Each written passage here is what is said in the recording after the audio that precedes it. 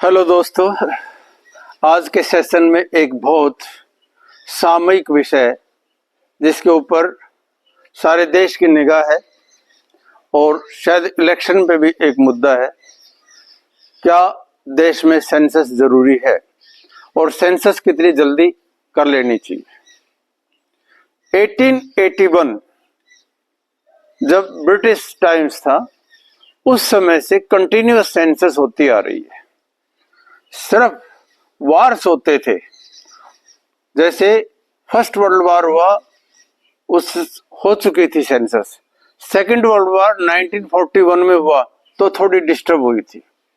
यानी ये इतना इम्पोर्टेंट है कि कुछ भी आपदा आए लेकिन सेंसस का काम नहीं रुकता।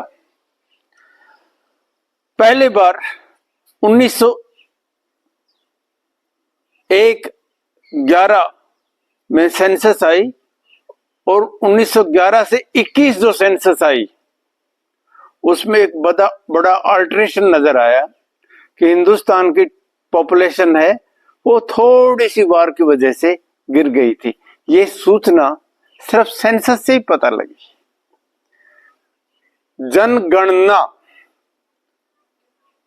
जनगणना इसका नाम दिया गया। वैसे इसका अब स्पेक्ट्रम बहुत बड़ा हो गया है। आदमियों की जनसंख्या, आबादी की जनसंख्या के अलावा ह्यूमन ट्रेट्स और नेचुरल ट्रेट्स के कॉम्बिनेशन से सोशियो और कल्चरल कैरेक्टर जो बनता है उसके डेटा को भी इकट्ठा करना अब सेंसस की एक जिम्मेवारी हो गई है। अगर आप टाइम्स ऑफ इंडिया अखबार को देखें और उसके ऊपर एक लोगो जो बना हुआ है वहां पर लिखा हुआ है लेट ट्रूथ प्रिवेल। सच्चाई है उसका फैलाव जरूरी है। सच्चाई का पता होना चाहिए। किसी भी रिसर्च इंक्वायरी में जो सबसे ज्यादा महत्वपूर्ण बात होती है वो है डेटा। अगर आप साइंटिफिक और लॉजिकल कंक्लूजन के ऊपर जाना चाहते हो तो आपको साइंटिफिक अप्रोच और लॉजिकल प्रोग्रेशन के सिद्धांत लागू करने पड़ेंगे। लॉजिक और साइंस हालांकि ब्रॉडली बहुत लिंक हैं आपस में और इनका आधार स्टेजेस के अनुसार मैं बताता जाऊंगा। कोई भी रिसर्च हो उसकी पहली सीढ़ी है ऑब्जर्वेशन। और ऑब्जर्वेशन में हमारी सेंसेस हैं। क्या हम देखते हैं, छूकर पता लगता है, स्मेल करके पता लगता है। ये सारी की सारी ऑब्जर्वेशंस इन ऑल ऑर्गेनिजम्स ये उसके विकास और एवोल्यूशन में सबसे बड़ा कारक होते हैं। डेटा के पक्ष में जो बात मैं कहूंगा वो ये है, अगर आप वैज्ञानिक दृष्टिकोण रखते हो तो आपको कुछ जरूरी बातें और उनमें what, why, how, where, how much इन प्रश्नों का जवाब देना पड़ेगा। और ये जवाब तभी दिए जा सकते हैं जब आपके पास डेटा हो। यहां मैं 17वीं 18वीं शताब्दी के बाद जो बहुत बड़े फिलोसफर्स हुए जैसे रिटर और हम्बोल्ट को हम मानते हैं, रिस्थोफन को मानते हैं, हेटनर को मानते हैं, और पुराने समय में अरिस्टोटल और प्लूटो, इन सब के सिद्धांत एक तरफ ले गए, वो था वैज्ञानिक दृष्टिकोण, साइंटिफिक व्यू पॉइंट। अब सीधे सीधे एक बात पर आते हैं, quantitative and qualitative revolution. Qualitative, गुणात्मक, मैं 5-7 उदाहरण दूंगा। हम कहें आज बहुत गर्मी है, हम कहें आज बहुत वर्षा हो गई है, हम कहें बुखार बहुत तेज हो गया है, हम कहें आबादी बहुत बढ़ गई है, हम कहें गेहूं का उत्पादन बहुत ज्यादा हो गया है, हम कहें आयात बढ़ गया है, हम कहें निर्यात घट गया है, हम कहें जनसंख्या बढ़ रही है, हम कहें शहरीकरण हो रहा है। हजारों उदाहरण आप ले सकते हैं किसी भी समस्या का। यह है गुणात्मक। दूसरी तरफ ये किसी पर्टिकुलर बारीकी से किसी कंक्लूजन पर हम नहीं पहुंच सकते इसके आधार पर। तो एक धमाका हुआ 20वीं शताब्दी में विशेष तौर से, उसको हम कहते हैं क्वांटिटेटिव रेवोल्यूशन। क्वांटिटेटिव रेवोल्यूशन में हम बिल्कुल एग्जैक्ट अमाउंट देखते हैं। हम कहेंगे आज टेम्परेचर हाईएस्ट मैक्सिमम 43 डिग्री रहा, मिनिमम 28 रहा, रेंज ऑफ टेम्परेचर 15 डिग्री हो गया। हम कहेंगे मॉनसून में इस बार 150 सेंटीमीटर वर्षा हुई है, एक विशेष दिन में अमाउंट ऑफ रेनफॉल इस आवर्स में इतनी हुई, इंटेंसिटी इतनी थी, कंसंट्रेशन इतना था, इवेपोरेशन इतना हो गया, अमाउंट है उसमें। हम कहेंगे इतने बिलियन डॉलर का निर्यात हुआ, इतने बिलियन डॉलर का आयात हुआ। हम कहेंगे हिंदुस्तान की पॉपुलेशन 130 करोड़ थी और वो 140 करोड़ हो गई, एग्जैक्टनेस है। और इसके बाद पॉपुलेशन में डेटा में बारीकी से आगे से बता दूंगा।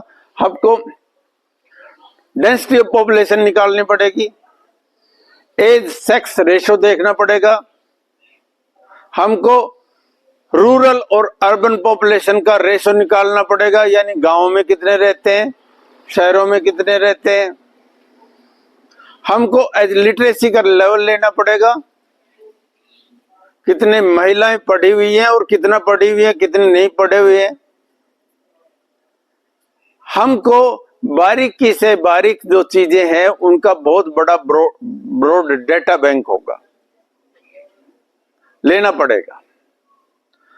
और इसके अलावा आगे अब नई चीज आ गई है, हम नॉलेज के एक धमाके ऊपर आ गए हैं।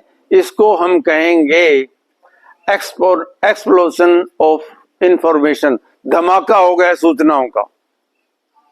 और दुनिया पर दो ही चीजें अब राज करती हैं, जिनके पास डेटा एनालिसिस है, और दूसरा जिनके पास टेक्नोलॉजी आ गई है। चीजें बदल गई है।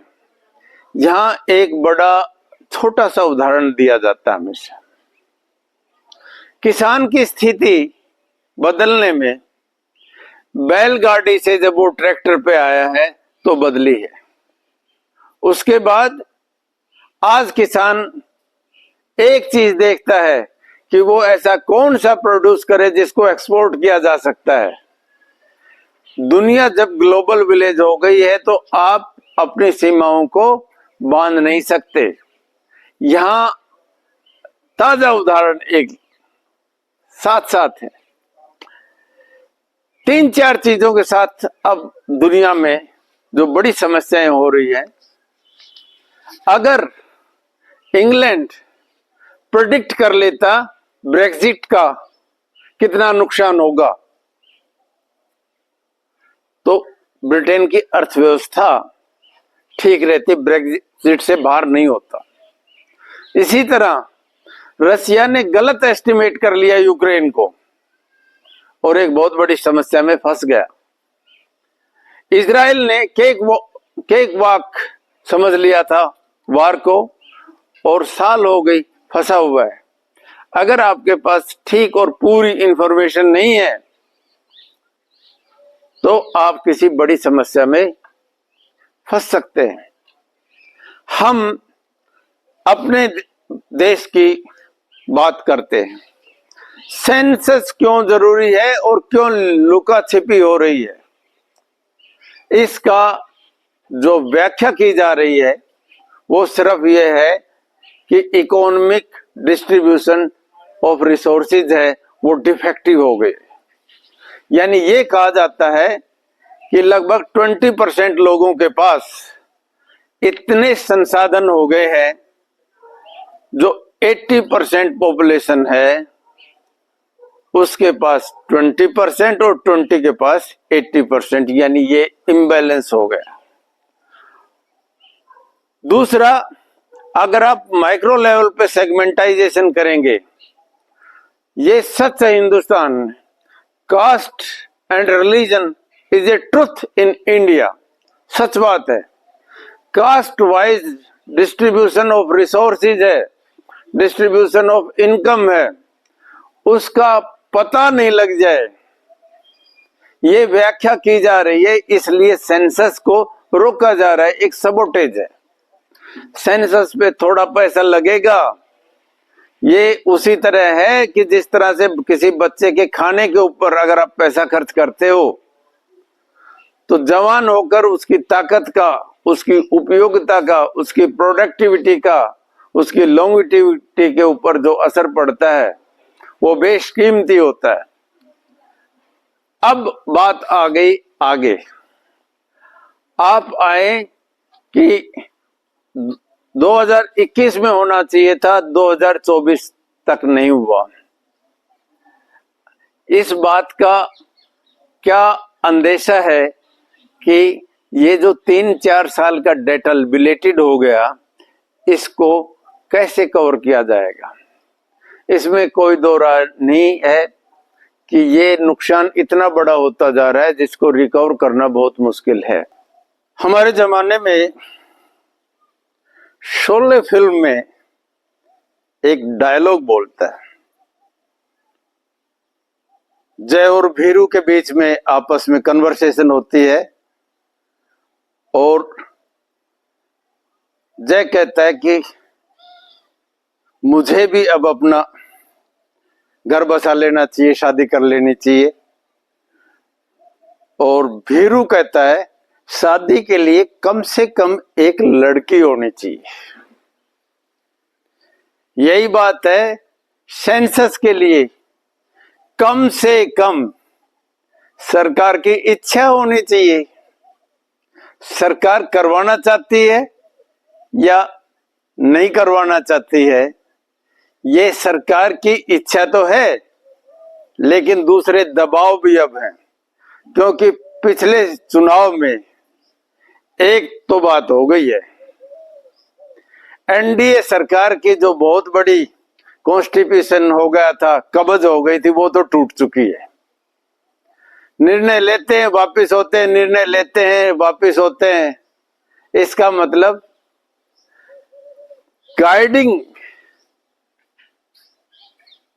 और पॉलिसी मेकर्स है, उनको समझाना चाहिए कि हम आगे तभी बढ़ सकते हैं जब हमारे पास इंफॉर्मेशन और डेटा हो। Don't live in the past. आप भविष्य की तरफ देखें, be forward looking. Maxim Gorky की एक कोटेशन आती है, सबसे बेरहम दुश्मन हमारा अतीत होता है। Past is the most cruel enemy of a nation. हम ग्लोरीफाई करते रहते हैं, आगे देखो, और जिस तरह से प्रेजेंट पास्ट के ऊपर निर्भर करता है, फ्यूचर प्रेजेंट के ऊपर हमारा निर्भर करता है। हम सीधे सीधे 3-4 हिस्सों में बांट ले अपनी चीजों को। सबसे पहले सेंसस में ये जरूरी है कि हमारे पास फिजिकल रिसोर्सेज कैसे और कितने हैं। उसके लिए हमको कौन कौन से टूल्स की जरूरत पड़ेगी। तीसरी बात, कितना एक्सपेंडिचर होगा। प्राइमरी सर्वे कैसे होगी, जिसको हाउस सर्वे कहते हैं। उसके बाद डोर टू डोर जो डेटा इकट्ठा किया जाएगा, विशेष टाइम शेड्यूल बनाया जाएगा। उसके एनालिसिस और प्रोसेसिंग में क्या होगा, और प्रिंटिंग और पब्लिक डोमेन में डेटा को डालने के लिए जो खर्चा होता है वो कैसा होगा। इन चीजों का बैठकर कम से कम शेड्यूल बना लेना चाहिए, क्योंकि enlightenment is better than darkness. Data इकट्ठा नहीं करना, सेंसस नहीं करना, सूचनाएं नहीं होना इज डार्कनेस। डेटा होना एनलाइटमेंट की तरफ जाएगा। सूचना ही नहीं है, इसका मतलब क्या होगा, अफवाहों का बाजार गर्म रहेगा। या तो आप अफवाहों के ऊपर निर्भर कर लो, या आप scientific information analysis and conclusion making की तरफ चले जाओ। जो रिसर्च है जिसमें डेटा यूज होता है, उसकी स्टेजेस है। मैंने पहले बताया, ऑब्जर्वेशन से होगा। उसके बाद आपको थीम्स हैं कि कौन कौन से डेटा लेना है, उसका एक क्राइटेरिया बनाना पड़ेगा। एंड क्राइटेरिया की जो डेफिनेशन है, that is based on scientific principles. आप ये देखें कि क्वांटिटेटिव डेटा के लिए कौन कौन सी ऐसे मेजरमेंट टेक्निक्स हैं, उनको इस्तेमाल किया जाएगा। इसके लिए जो बेस्ट सेंसस डिजाइन दुनिया के उनकी रिसर्च है, उसको हिंदुस्तान में लाना भी पड़ेगा। आज हमारे पास टूल्स बहुत फास्ट हो गए हैं। ड्रोन से मैपिंग हो जाती है। ड्रोन बहुत बड़े डेटा को इकट्ठा कर लेता है। जैसे रोजाना मीटियोलॉजिकल डेटा, जलवायु के मौसम का डेटा हमका कितना आसानी से मिल जाता है, फोरकास्ट कर लेते हैं। और डिजास्टर मैनेजमेंट में तो खास तौर से फसलों के बोने से काटने तक क्या व्यवस्था करें, ट्रैफिक को कंट्रोल करने के लिए सारा का सारा सैटेलाइट के साथ जुड़ा हुआ है। ये बहुत बड़ा टूल आ गया है हमारे पास। इसके बाद कौन सा डेटा आपने इकट्ठा करना है, उसकी आपको टेबल बनानी पड़ेगी। कौन से मेथड्स आपको यूज करने पड़ेंगे, सर्वे भी करने पड़ेंगे, इंटरव्यू भी लेने पड़ेंगे, और सैंपल्स भी इकट्ठे करने पड़ेंगे। उसके लिए बहुत सारी टेक्निक्स हैं। और बाद में प्रोसेसिंग के लिए आप डेटा हैंडलिंग के लिए इतनी बढ़िया आपके पास कंप्यूटर ऑपरेशन आ गए हैं। अब जमाना सीधा सीधा है। मैं यहां एक उदाहरण देना चाहूंगा, डेमोक्रेटाइजेशन ऑफ डेटा। 3-4 चीजें आप देखें, क्रांति आ रही है। कोई भी सरकार एजुकेशन में इतना बड़ा रेवोल्यूशन नहीं ला सकती थी, इतनी बड़ी क्रांति नहीं ला सकती थी, जो एक संकट ने कोरोना काल में घर पे ई एजुकेशन, घर के ऊपर बच्चे अपना काम, अपने लेसन हैं उनको ले रहे थे। 3-4 कोचिंग सेंटर्स ने धमाका कर रखा है। उनका बिजनेस देखो, घर पे सारी इंफॉर्मेशन। आज हार्वर्ड यूनिवर्सिटी का, स्टैनफोर्ड यूनिवर्सिटी का जो बेस्ट लेक्चर है, बेस्ट सिलेबस है, इंटरनेट के ऊपर उपलब्ध है। आज हमारे पास इतने बढ़िया पॉडकास्टर आ गए हैं जो हर टॉपिक के ऊपर अपने बहुत बड़े डिटेल्ड नोट्स, एसे और इंफॉर्मेशन देते जा रहे हैं। सिर्फ बात जुड़ने की है। और जो टेक्नोलॉजी में पिछड़ गया सो पिछड़ गया। यहां फिर वही बात आती है बार बार, हमसे चाइना 6 गुना बड़ी इकोनॉमी क्यों हो गया? बड़ी सीधी सी बात है, रिसर्च पे पैसा खर्च किया, लोगों की इन्वॉल्वमेंट की, माइक्रो लेवल के ऊपर रिसर्च को इंप्लीमेंट किया। हमको दरबारी और ढोलक बजाने वाले प्लानर्स की जरूरत नहीं है, हमको जरूरत है जो फॉरवर्ड लुकिंग है। आज ई एजुकेशन का जमाना है, आज ई मार्केटिंग का जमाना है, ई कॉमर्स का जमाना है, ई लर्निंग का जमाना है। आप क्वालिटेटिव से क्वांटिटेटिव पे आए, क्वांटिटेटिव से डिजिटल पे आए, डिजिटल से अब आर्टिफिशियल इंटेलिजेंस पे आ रहे हैं। यानी 6 महीना बीतता है और टेक्नोलॉजी बिल्कुल नई हो जाती है। आप सीधी सीधी एक छोटी सी बात यहां पर ही देखिए, आप कैनवा ने फोटोग्राफी में क्या धमाका कर दिया। इसी तरह कुछ छोटे छोटे सॉफ्टवेयर है, जैसे वीएन का सॉफ्टवेयर है, कितना काम करता है डेटा प्रोसेसिंग में। हमारी फिल्म इंडस्ट्री है, वो सारी की सारी इतनी बढ़िया टेक्नोलॉजी से जुड़ी है, जो पिछड़ गया। हमको समय के साथ चलना पड़ेगा। सेंसस का डेटा कलेक्शन डिजिटल रेवोल्यूशन के लिए जरूरी है। ये आत्मा है,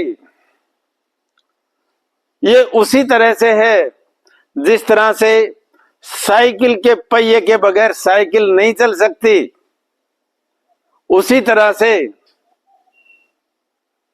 आपका कोई भी रिसर्च डेटा के बगैर नहीं चल सकती।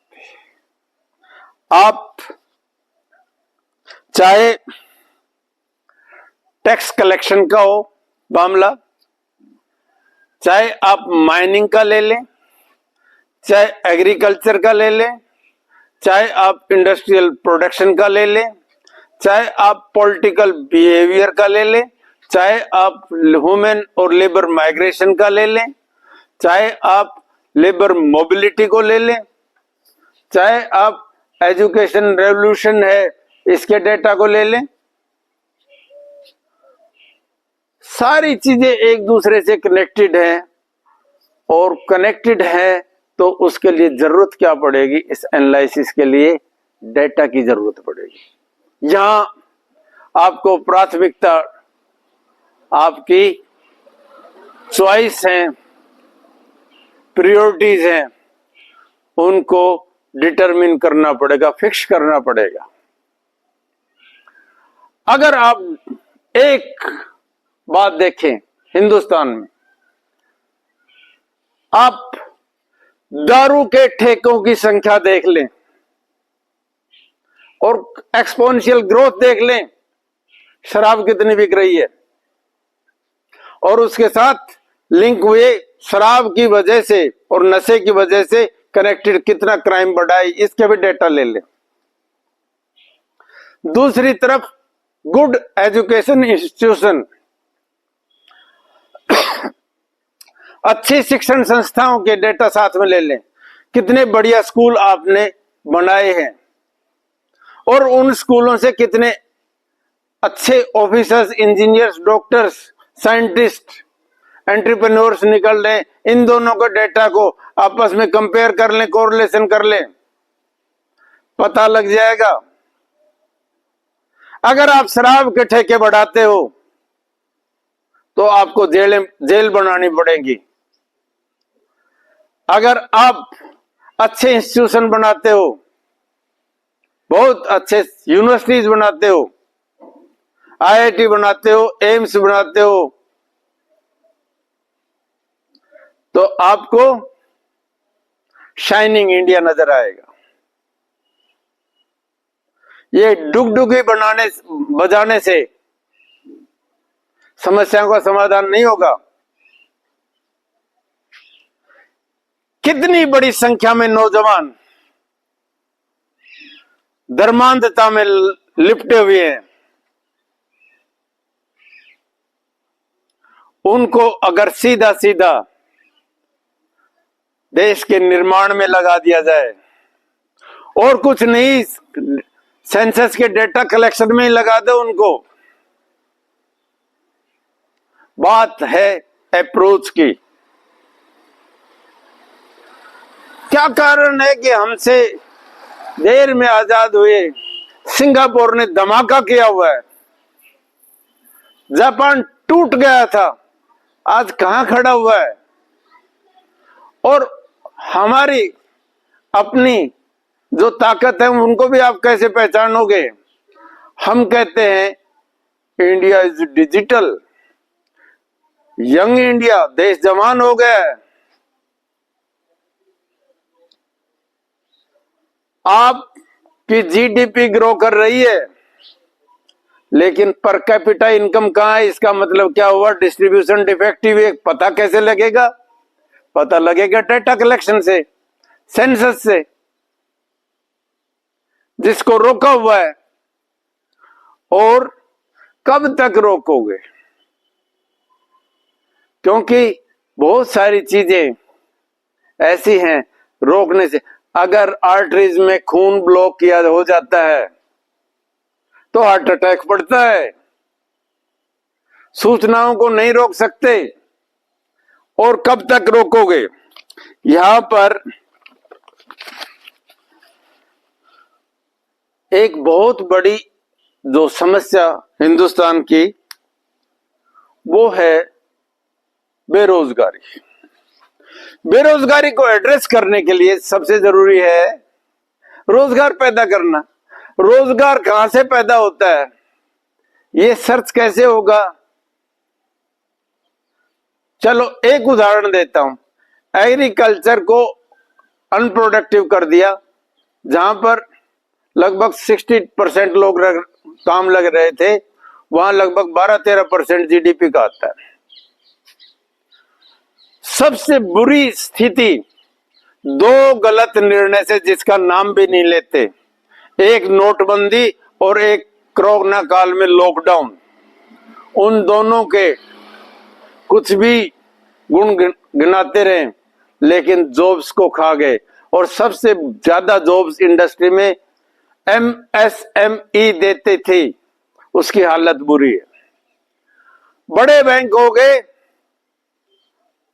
उससे बैंक की रेस्पॉन्सिबिलिटी भी बड़ी हो गई, और सीधे सीधे बड़ा बड़ा और मोटा मोटा अगर 15 लाख करोड़ रुपए बिग हाउसेस का माफ कर दिया जाता है,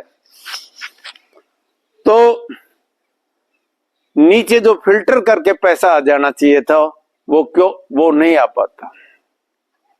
रिजर्व कर दें बजट में, एमएसएमई को इतना पैसा अलॉट होगा, और डेटा बाहर आना चाहिए।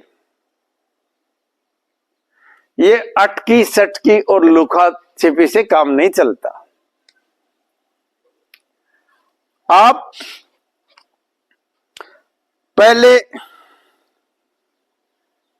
अगर डेटा के ऊपर अपनी पॉलिसी को निर्धारित करते हैं तो अफवाहों से बच जाते हैं। कोरोना में कितने लोग मरे थे, कोई डेटा नहीं। जो आपने लोगों को वैक्सीनेशन किया, उसके साइड इफेक्ट क्या हुआ, कोई डेटा नहीं है। नोटबंदी से क्या नुकसान हुआ, कोई डेटा नहीं है। कितने लोग महानगरों से पैदल जाके बिहार तक गए और रास्ते में मर गए, कोई डेटा नहीं है। तो जब डेटा नहीं है तो लोग किस पर विश्वास करेंगे? अंधविश्वास पे। इसलिए लेट ट्रूथ प्रिवेल के लिए जरूरी है डेटा होना। अभी अभी ओलंपिक्स हुए और ओलंपिक्स में हमारी परफॉर्मेंस है वो बदनामी और बेशर्मी वाली थी। बड़ी बड़ी बदनामियां हुई, बड़ी बड़ी बेशर्मी हुई, लेकिन ऐसे काले चश्मे लग गए हैं और कुछ लगा भी दिए गए हैं कि हमको बड़ी बड़ी बेइज्जती का कोई प्रभाव ही नहीं होता। यानी अगर क्वांटम करें हम, अब मैट्रिक्स में अगर आप कन्वर्ट करें तो हिंदुस्तान को महा बेशर्मी की तरफ हम ले जा रहे हैं। 140 करोड़ का देश, उसमें एक भी गोल्ड मेडल नहीं आया। छोटे छोटे देश है, सारा देश को अय्याश बना रखा है। शराब के ठेके खुले हुए हैं, हर आदमी को गीत सुनाए जा रहे हैं। रूल ऑफ लॉ कहीं दिखाई नहीं दे रहा है। जहां मेडल आते हैं वहां स्टेडियम नहीं बनते, वहां पर पैसा खर्च नहीं होता, वो महिलाएं सड़कों के ऊपर खींची जाती हैं। ये इंफॉर्मेशन पब्लिक डोमेन में होनी चाहिए और अकाउंटेबिलिटी है। बहुत बड़े बड़े गड़बड़ कर जाते हैं और स्पॉट फ्री हो जाते हैं। कम से कम जो इंडिकेटर्स हैं उनका मैं प्रोडक्शन में यह है कि डेटा अलग अलग से, बिल्कुल एग्रीकल्चर का डेटा, ग्रेन्स का जितना होता है, पल्सेस कितने होते हैं, ऑयल सीड कितने होते हैं, कितनी हिंदुस्तान में फूड की कंजम्पशन है, कितना बाहर हम एक्सपोर्ट कर सकते हैं सर, और मार्केटिंग का बहुत बड़ी चीज है, मार्केटिंग का पूरा डेटा हमारे पास होना चाहिए। और एमएसएमई कितनी ना, दिस मिनिमम सपोर्ट प्राइस ये कितनी होनी चाहिए और इसकी लीगल गारंटी किस तरह से हो सकती है, इस बारे को एड्रेस करने की जरूरत है। इसके लिए डेटा जरूरी है। इंडस्ट्री प्रोडक्शन कितना होना चाहिए, एक्सपोर्ट हमारा कितना होता है, इंपोर्ट कितना होता है, कोटेज में कितना हमारा हो सकता है।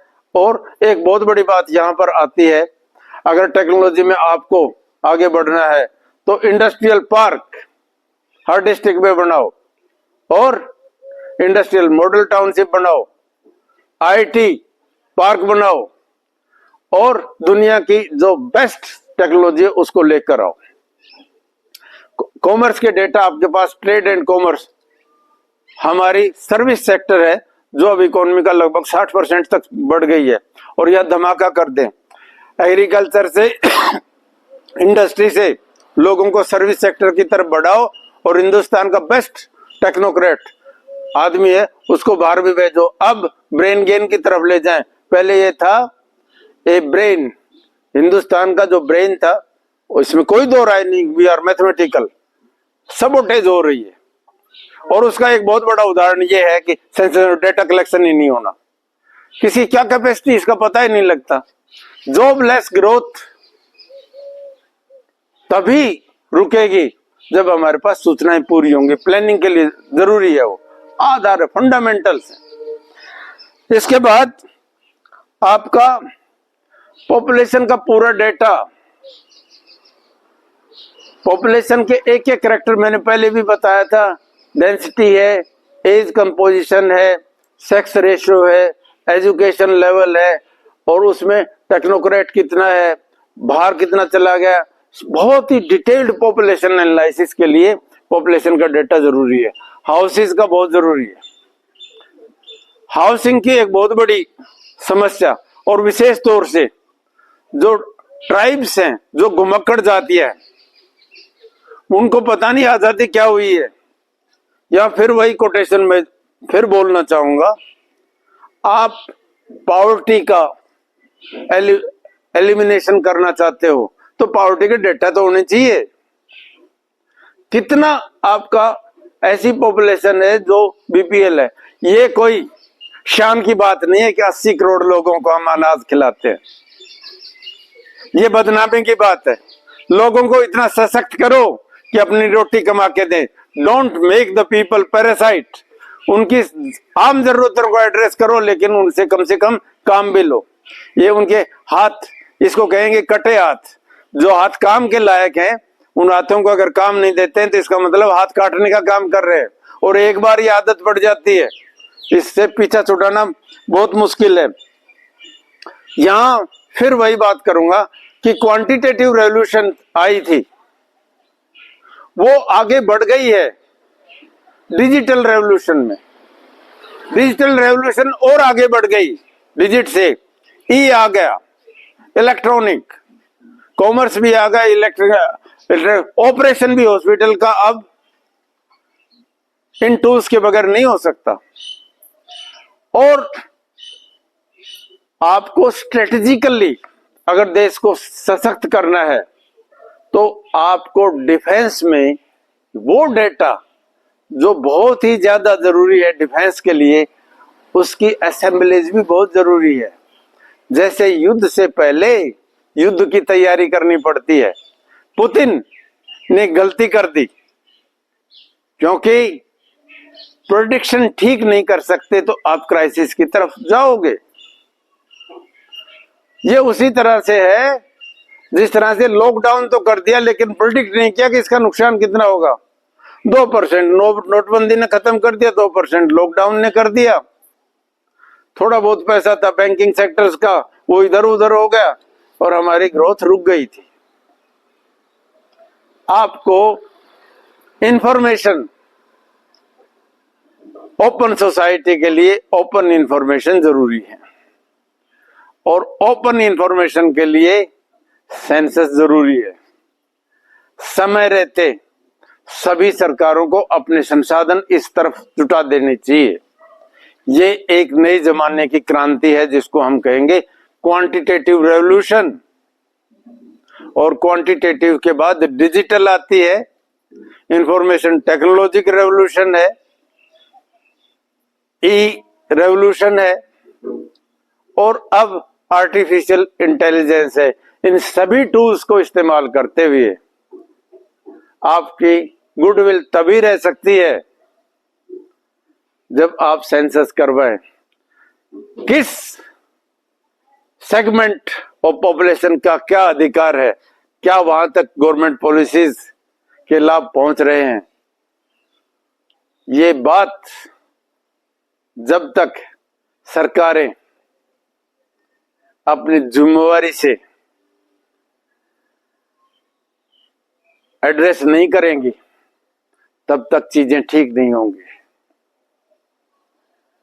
ये कहा जाता है कि last man in the line, उस तक रीच होनी चाहिए रिसोर्सेज की। सबसे पहला अधिकार देश के रिसोर्सेज पे सबसे कमजोर आदमी का होना चाहिए। जिस आबादी में एक भी जना भूखा सोता है, जिस आवाम में एक भी आदमी अगर रात की रोटी से वंचित है, उस समाज पे, उस आबादी पे, उस इलाके पर खुदा का खौफ गिरता है।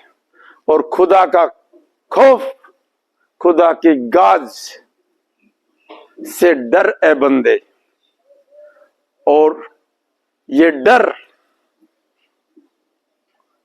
आप लोगों में एक मानवता का संचार करेगा। वो अपराध मत करो जिससे लोगों को ये पता ही नहीं चले कि उनके अधिकार क्या है। आखिर में मैं वही बात बोलता हुआ, ह्यूमैनिटेरियन अप्रोच है। ऐ मालिक तेरे बंदे हम, ऐसे हो हमारे कर्म। ऐ मालिक तेरे बंदे हम, ऐसे हो हमारे कर्म। नेकी पर चले और बदी से टले, ताकि हंसते हुए निकले दम। ऐ मालिक तेरे बंदे हम। जय हिंद।